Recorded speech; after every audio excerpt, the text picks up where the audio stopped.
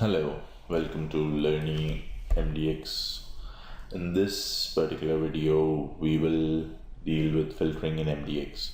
Now, in MDX, either you can filter based on your measure value or you can filter based on your dimension values.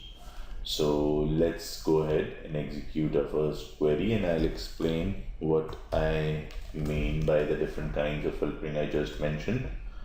So let's have internet sales amount,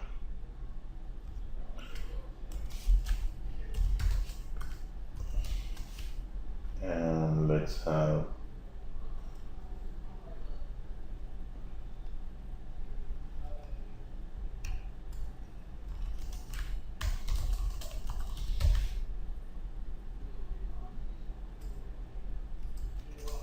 so let's hit execute, and there is our result.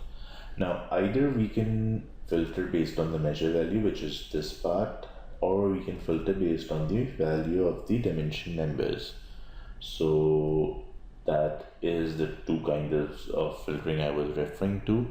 Now in this part we will be exploring how to filter based on the measure values. So for that, the standard method is to basically use the filter function. So let's go ahead and see how the filter function works. We say filter, the first argument is a set, and then we give it the logical condition, and in this case let's say we want the sales to be at least greater than 0, and there you see all the nulls have been removed.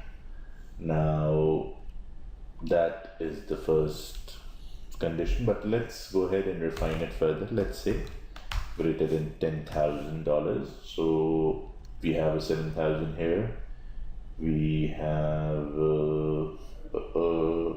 okay, so we have a 5,000. So socks and cleaners should be removed. In this case, yes, we don't have socks any longer, so they were removed because their sales amount was greater than 1,000. However, if we reverse the condition, we would see they both appear, but in this case we also have a lot of nulls. So let's go ahead and remove the nulls. Simple.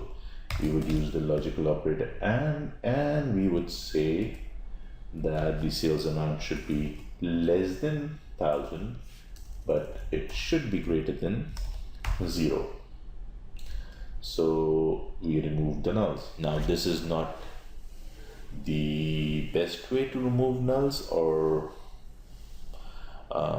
there are other ways to handle nulls, but right now what I'm trying to explain is how the filter function works. So let's go ahead and have our original condition back. So we want greater than 10,000, and let's go ahead and add another measure. So there we have. Let's hit execute, and oh yeah, I forgot these brackets. To understand why I'm using these brackets, do watch the video about tuples and sets. That is the most important concept of MDX. So okay, so let's get back to the current topic, and we have the result here. Now let's go ahead and filter it by, so right now we have the values, we have the data where the internet sales amount is greater than 1,000. So we want the internet sales amount to be greater than 10,000, but the order quantity to be less than 1,500. So our condition is going to be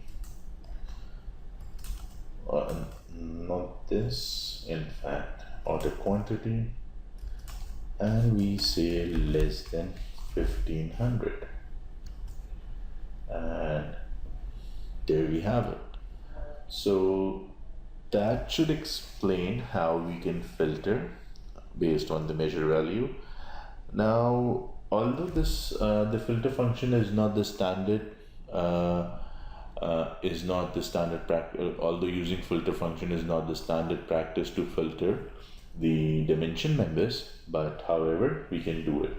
So let's say we want to filter where the internet sales amount is greater than 10,000, and we want to filter only if the subcategory is shorts. So this is what we are talking about. For that, what we would do is we would say dot see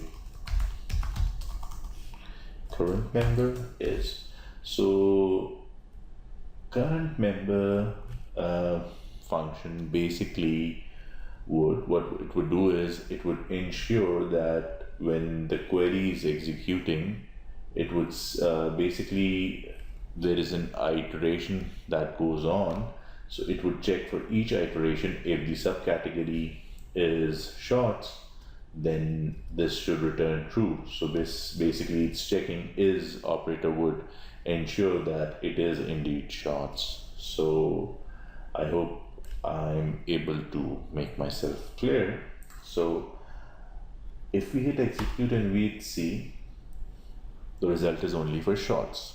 Now obviously using logical operators you can kind of have complex conditions, and just remember that enclosing your logical conditions within the brackets would basically ensure that the precedence of that operator is correctly observed. So that is pretty much it in this video, and I'd have another one where I would show how to filter based on the dimension members. So thank you so much.